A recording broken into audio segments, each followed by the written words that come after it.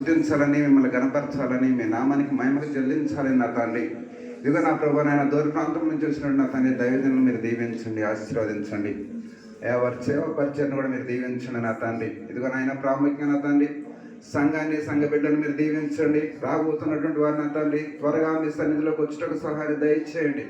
ఆయా వాతావరణాన్ని మీ స్వాధీనం ఉంచుకున్న తండ్రి, నేను ఎలాంటి శాతాను శోధనలు లేకుండా తండ్రి సాతాను క్రియలను లయపరిచిన ప్రభా, అయా కేవలం మీ నామానికే మహిమ కలిగినట్లుగా నా తండ్రి ఆరాధన జరిగించడానికి సహాయం దయచేయండి. వచ్చిన ప్రతి ఒక్కరికి నా తండ్రి నేను మీ కృపా కాపుదల తోడుగా ఉంచడానికి సహాయం దయచేయండి. రావాల్సిన మార్గ మధ్యలో ఉన్నటువంటి ప్రతి ఒక్కరికి నా తండ్రి నేను సకాలం తోడుగా ఉంచడానికి సహాయాన్ని దయచేయమని చెప్పేసి ప్రార్థిస్తూ ఉన్నాను.